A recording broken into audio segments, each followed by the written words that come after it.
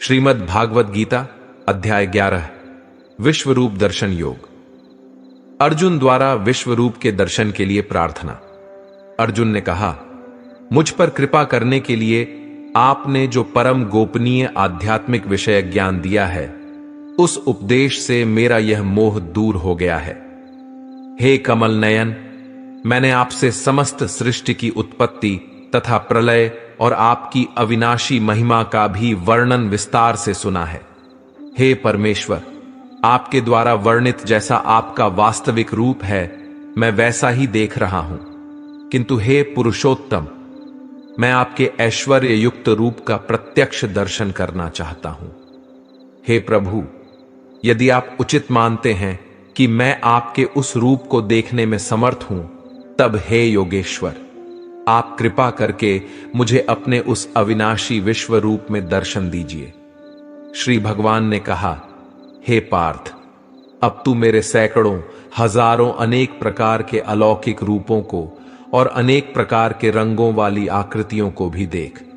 हे भरत श्रेष्ठ अर्जुन, तू मुझ में अदिति के 12 पुत्रों को, 8 वसुओं को, 11 रुद्रों को, दोनों अश्विनी कुमारों को, 49 मरुत गालव को और इसके पहले कभी किसी के द्वारा न देखे हुए उन अनेकों आश्चर्यजनक रूपों को भी देख। हे अर्जुन, तू मेरे इस शरीर में एक स्थान में चर अचर सृष्टि सहित संपूर्ण ब्रह्मांड को देख, और अन्य कुछ भी तू देखना चाहता है उन्हें भी देख। किंतु तू अपनी इन आंखों की दृष्टि से मेरे इस रूप को देखने में निश्चित रूप से समर्थ नहीं है। इसलिए मैं तुझे अलौकिक दृष्टि देता हूं, जिससे तू मेरी इस ईश्वरीय योग शक्ति को देख। संजय द्वारा धृतराष्ट्र के समक्ष विश्व रूप का वर्णन। संजय ने कहा, हे राजन, इस प्रकार कहकर परम शक्तिशाली योगी भगवान श्री कृष्ण ने अर्जुन को अपना परम ऐश्वर्य युक्त अलौकिक विश्व रूप दिखलाया। इस विश्व रूप में अनेकों मोह, अनेकों आंखें, अनेकों आश्चर्यजनक दिव्य आभूषणों से युक्त, अनेकों दिव्य शस्त्रों को उठाए हुए, दिव्य मालाएं, वस्त्रों को धारण किए हुए, दिव्य गंध का अनुलेपन किए हुए, सभी प्रकार के आश्चर्यपूर्ण प्रकाश से युक्त, असीम और सभी दिशाओं में मुख किए हुए सर्वव्यापी परमेश्वर को अर्जुन ने देखा। यदि आकाश में 1000 सूर्य एक साथ उदय हो, तो उनसे उत्पन्न होने वाला वह प्रकाश भी उस सर्वव्यापी परमेश्वर के प्रकाश की शायद ही समानता कर सके। पांडुपुत्र अर्जुन ने उस समय अनेक प्रकार से अलग अलग संपूर्ण ब्रह्मांड के सभी देवताओं को भगवान श्री कृष्ण के उस शरीर में एक स्थान में स्थित देखा। तब आश्चर्यचकित हर्ष से रोमांचित हुए शरीर से अर्जुन ने भगवान को सिर झुकाकर प्रणाम करके और हाथ जोड़कर प्रार्थना करते हुए बोला। अर्जुन द्वारा विश्व रूप की स्तुति करना।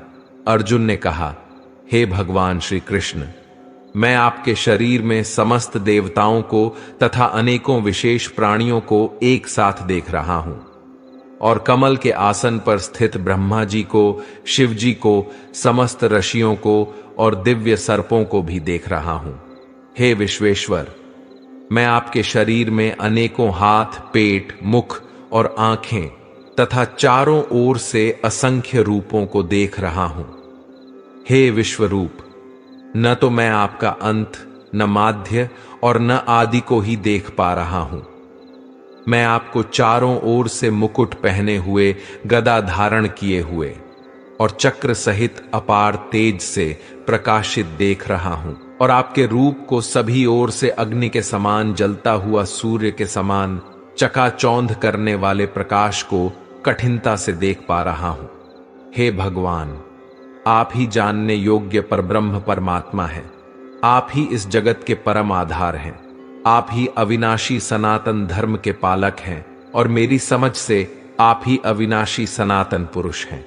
आप अनादि है, अनंत है और माध्य रहित है। आपकी महिमा अनंत है। आपकी असंख्य भुजाएं हैं। चंद्र और सूर्य आपकी आंखें हैं। मैं आपके मुख से जलती हुई अग्नि के निकलने वाले तेज के कारण इस संसार को तपते हुए देख रहा हूं। हे महापुरुष, संपूर्ण आकाश से लेकर पृथ्वी तक के बीच केवल आप ही अकेले सभी दिशाओं में व्याप्त है। और आपके इस भयंकर आश्चर्यजनक रूप को देखकर तीनों लोग भयभीत हो रहे हैं। सभी देवों के समूह आप में प्रवेश कर रहे हैं। उनमें से कुछ भयभीत होकर हाथ जोड़कर आपका गुणगान कर रहे हैं, और महर्षि गण और सिद्धों के समूह कल्याण हो इस प्रकार कहकर उत्तम वैदिक मंत्रों द्वारा आपकी स्तुति कर रहे हैं। शिव के सभी रूप, सभी आदित्य गण, सभी वसु, सभी साध्य गण, संपूर्ण विश्व के देवता, दोनों अश्विनी कुमार तथा समस्त मरुदगण और पितरों का समूह, सभी गंधर्व, सभी यक्ष, समस्त राक्षस और सिद्धों के समूह, वह सभी आश्चर्यचकित होकर आपको देख रहे हैं। हे महाबाहु, आपके अनेकों मुख, आंखें, अनेकों हाथ, जंघा, पैरों, अनेकों पेट और अनेकों दांतों के कारण विराट रूप को देखकर सभी लोग व्याकुल हो रहे हैं, और उन्हीं की तरह मैं भी व्याकुल हो रहा हूं। हे वैष्णो, आकाश को स्पर्श करता हुआ अनेकों प्रकाशमान रंगों से युक्त मुख को फैलाए हुए और आपकी चमकती हुई बड़ी बड़ी आंखों को देखकर मेरा मन भयभीत हो रहा है। मैं न तो धैर्य धारण कर पा रहा हूं और न ही शांति को प्राप्त कर पा रहा हूं। इस प्रकार दांतों के कारण विकराल और प्रलयकारी अग्नि के समान आपके मुखों को देखकर मैं आपकी न तो कोई दिशा को जान पा रहा हूं और न ही सोख पा रहा हूं। इसलिए हे देवेश, हे जगह निवास, आप मुझ पर प्रसन्न हो। धृतराष्ट्र के सभी पुत्र अपने समस्त सहायक वीर राजाओं सहित तथा पितामह भीष्म, द्रोणाचार्य, सूत पुत्र कर्म और हमारे पक्ष के भी प्रधान योद्धा भी आपके भयानक दांतों वाले विकराल मुख में तेजी से प्रवेश कर रहे हैं, और उनमें से कुछ तो दांतों के दोनों शेरों के बीच में फंसकर चूर्ण होते हुए दिखाई दे रहे हैं। जिस प्रकार नदियों की अनेकों जलधाराएं बड़े वेग से समुद्र की ओर दौड़ती हुई प्रवेश करती हैं, उसी प्रकार सभी मनुष्य लोक के वीर योद्धा भी आपके आग उगलते हुए मुखों में प्रवेश कर रहे हैं।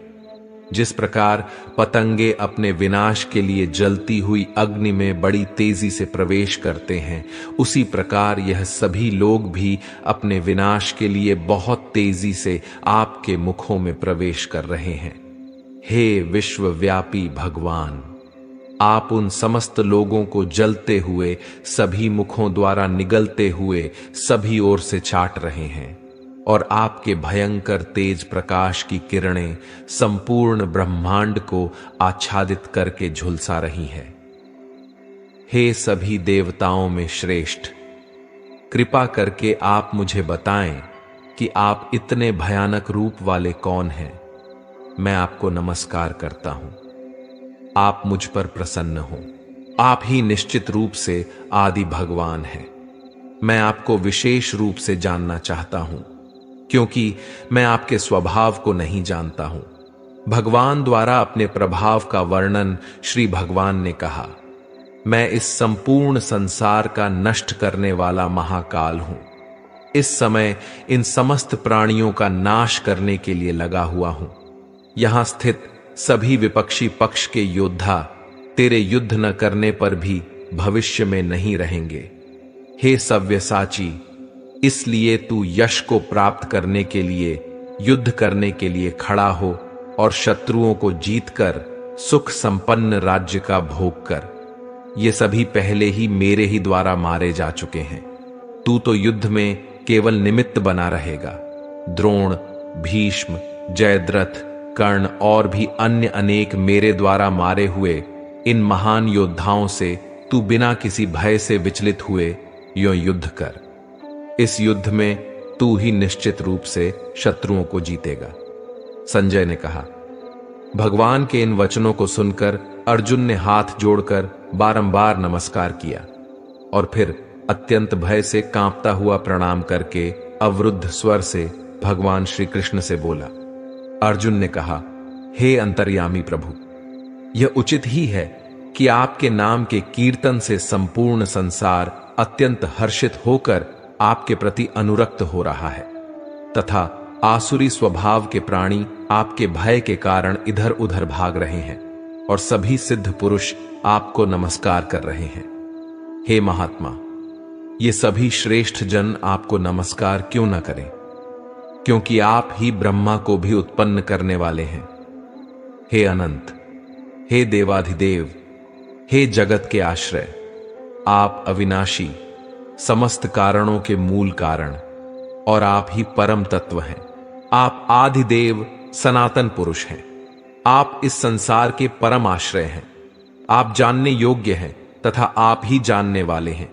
आप ही परम धाम हैं और आपके ही द्वारा यह संसार अनंत रूपों में व्याप्त है। आप वायु, यम, अग्नि, वरुण, चंद्रमा तथा सभी प्राणियों के पिता ब्रह्मा भी हैं और आप ही ब्रह्मा के पिता भी हैं। आपको बारंबार नमस्कार, आपको हजारों बार नमस्कार। हे असीम शक्तिमान, मैं आपको आगे से, पीछे से और सभी ओर से भी नमस्कार करता हूं, क्योंकि आप ही सब कुछ है। आप अनंत पराक्रम के स्वामी हैं। आप ही से समस्त संसार व्याप्त है, अतः आप ही सब कुछ है। आपको अपना मित्र मानकर मैंने हठपूर्वक आपको हे कृष्ण, हे यादव, हे सखा, इस प्रकार आपकी महिमा को जाने बिना मूर्खतावश या प्रेमवश जो कुछ कहा है। हे अच्युत, यही नहीं, हंसी मजाक में आराम करते हुए, सोते हुए, बैठते हुए या भोजन करते हुए, कभी अकेले में या कभी मित्रों के सामने मैंने आपका जो अनादर किया है, उन सभी अपराधों के लिए मैं क्षमा मांगता हूं। आप इस चल और अचल जगत के पिता और आप ही इस जगत में पूज्यनीय आध्यात्मिक गुरु है। हे अचिंत्य शक्ति वाले प्रभु, तीनों लोकों में अन्य न तो कोई आपके समान हो सकता है और न ही कोई आपसे बढ़कर हो सकता है। अतः मैं समस्त जीवों के पूज्यनीय भगवान के चरणों में गिरकर साष्टांग प्रणाम करके आपकी कृपा के लिए प्रार्थना करता हूं। हे मेरे प्रभु, जिस प्रकार पिता अपने पुत्र के अपराधों को, मित्र अपने मित्र के अपराधों को और प्रेमी अपनी प्रिय के अपराधों को सहन कर लेता है, उसी प्रकार आप मेरे अपराधों को सहन करने की कृपा करें। अर्जुन द्वारा चतुर्भुज रूप के लिए प्रार्थना पहले कभी न देखे गए। आपके इस रूप को देखकर मैं हर्षित हो रहा हूं और साथ ही मेरा मन भय के कारण विचलित भी हो रहा है। इसलिए हे देवताओं के स्वामी, हे जगत के आश्रय, आप मुझ पर प्रसन्न होकर अपने पुरुषोत्तम रूप को मुझे दिखलाइए। हे हजारों भुजाओं वाले विराट स्वरूप भगवान, मैं आपके मुकुट धारण किए हुए और हाथों में शंख, चक्र, गदा और पद्म लिए रूप का दर्शन करना चाहता हूं। कृपा करके आप चतुर्भुज रूप में प्रकट हो। भगवान द्वारा विश्व रूप के दर्शन की महिमा और चतुर्भुज दर्शन श्री भगवान ने कहा, हे अर्जुन, मैंने प्रसन्न होकर अपनी अंतरंग शक्ति के प्रभाव से तुझे अपना दिव्य विश्व रूप दिखाया है। मेरे इस तेजोमय अनंत विश्व रूप को तेरे अतिरिक्त अन्य किसी के द्वारा पहले कभी नहीं देखा गया है। हे कुरुश्रेष्ठ, मेरे इस विश्व रूप को मनुष्य लोक में न तो यज्ञों के द्वारा, न वेदों के अध्ययन द्वारा, न दान के द्वारा, न पुण्य कर्मों के द्वारा और न कठिन तपस्या द्वारा ही देखा जाना संभव है। मेरे इस विश्व रूप को तेरे अतिरिक्त अन्य किसी के द्वारा पहले कभी नहीं देखा गया है। हे मेरे परम भक्त, तू मेरे इस विकराल रूप को देखकर न तो अधिक विचलित हो और न ही मोहग्रस्त हो। अब तू पुनः सभी चिंताओं से मुक्त होकर प्रसन्नचित से मेरे इस चतुर्भुज रूप को देख। संजय ने कहा, वासुदेव, भगवान श्री कृष्ण ने अर्जुन से इस प्रकार कहने के बाद अपना वैष्णव स्वरूप चतुर्भुज रूप को प्रकट किया और फिर दो भुजाओं वाले मनुष्य स्वरूप को प्रदर्शित करके भयभीत अर्जुन को धैर्य बंधाया। अर्जुन ने कहा, हे जनार्दन, आपके इस अत्यंत सुंदर मनुष्य रूप को देखकर अब मैं स्थिर चित्त हो गया हूं और अपनी स्वाभाविक स्थिति को प्राप्त हो गया हूं। श्री भगवान ने कहा, मेरा जो चतुर्भुज रूप तुमने देखा है, उसे देख पाना अत्यंत दुर्लभ है। देवता भी इस शाश्वत रूप के दर्शन की आकांक्षा करते रहते हैं। मेरे इस चतुर्भुज रूप को जिसको तेरे द्वारा देखा गया है, इस रूप को न वेदों के अध्ययन से, न तपस्या से, न दान से और न यज्ञ से ही देखा जाना संभव है। हे अर्जुन, केवल अनन्य भक्ति के द्वारा ही मेरा साक्षात दर्शन किया जा सकता है, वास्तविक स्वरूप को जाना जा सकता है और इसी विधि से मुझ में प्रवेश भी पाया जा सकता है। हे पांडुपुत्र, जो मनुष्य केवल मेरी शरण होकर मेरे ही लिए संपूर्ण कर्तव्य कर्मों को करता है, मेरी भक्ति में स्थित रहता है, सभी कामनाओं से मुक्त रहता है और समस्त प्राणियों से मैत्री भाव रखता है, वह मनुष्य निश्चित रूप से मुझे ही प्राप्त करता है। इस प्रकार उपनिषद, ब्रह्म विद्या तथा योग शास्त्र रूप श्रीमद् भागवत गीता के श्री कृष्ण अर्जुन संवाद में विश्व रूप दर्शन योग नाम का 11वां अध्याय संपूर्ण हुआ। श्रीमद् भागवत गीता अध्याय 12 भक्ति योग। साकार और निराकार रूप से भागवत प्राप्ति। अर्जुन ने पूछा, हे भगवान, जो विधि आपने बताई है उसी विधि के अनुसार अनन्य भक्ति से आपकी शरण होकर कुछ लोग आपके सगुण साकार रूप की निरंतर पूजा आराधना करते हैं। अन्य लोग जो आपकी शरण न होकर अपने भरोसे आपके निर्गुण निराकार रूप की पूजा आराधना करते हैं। इन दोनों प्रकार के योगियों में किसे अधिक पूर्व सिद्ध योगी माना जाए? श्री भगवान बोले, हे अर्जुन, जो मनुष्य मुझ में अपने मन को स्थिर करके निरंतर मेरे सगुण साकार रूप की पूजा में लगे रहते हैं और अत्यंत श्रद्धा पूर्वक मेरे दिव्य स्वरूप की आराधना करते हैं, वह मेरे द्वारा योगियों में अधिक पूर्ण सिद्ध योगी माने जाते हैं।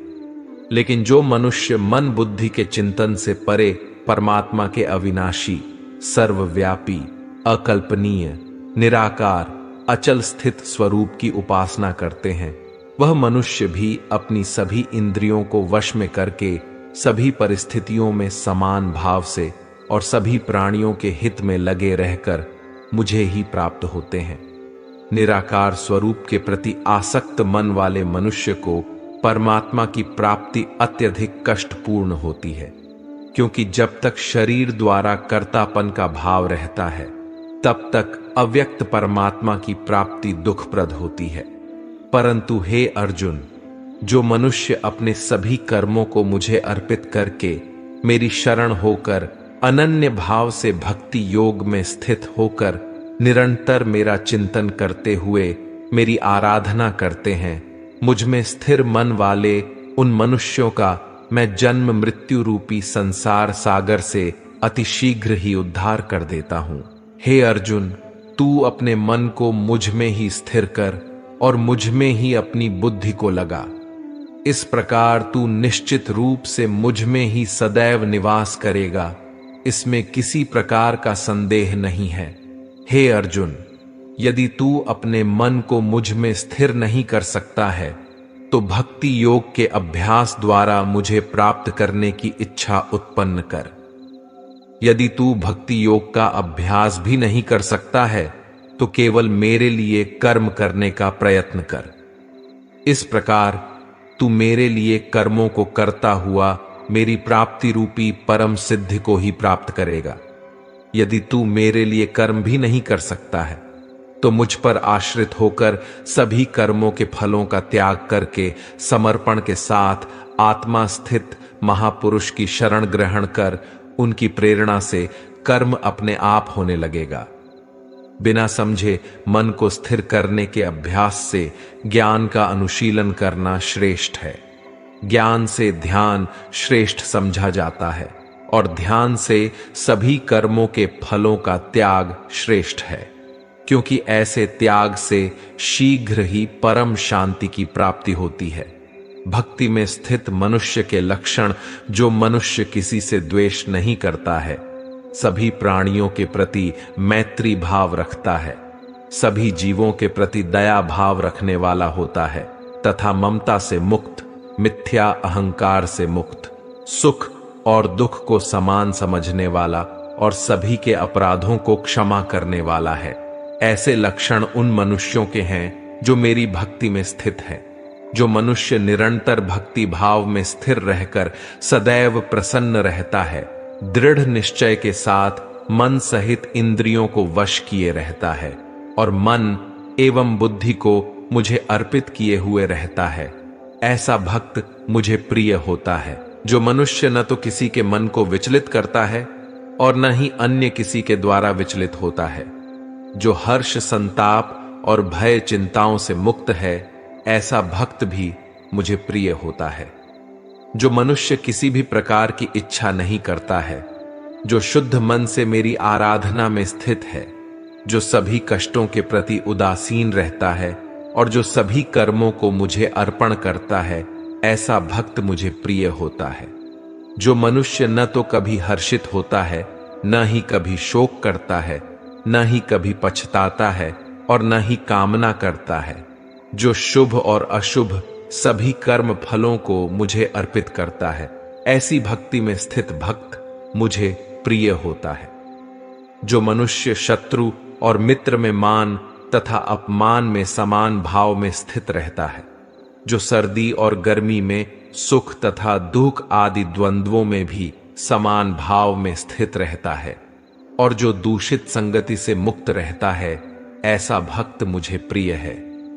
जो निंदा और स्तुति को सामान समझता है, जिसकी मन सहित सभी इंद्रियां शांत हैं, जो हर प्रकार की परिस्थिति में सदैव संतुष्ट रहता है और जिसे अपने निवास स्थान में कोई आसक्ति नहीं होती है, ऐसा स्थिर बुद्धि के साथ भक्ति में स्थित मनुष्य मुझे प्रिय होता है।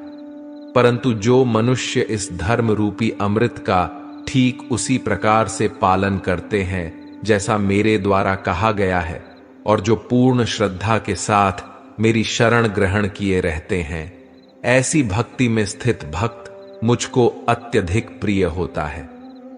इस प्रकार उपनिषद, ब्रह्म विद्या तथा योग शास्त्र रूप श्रीमद् भागवत गीता के श्री कृष्ण अर्जुन संवाद में भक्ति योग नाम का 12वां अध्याय संपूर्ण हुआ।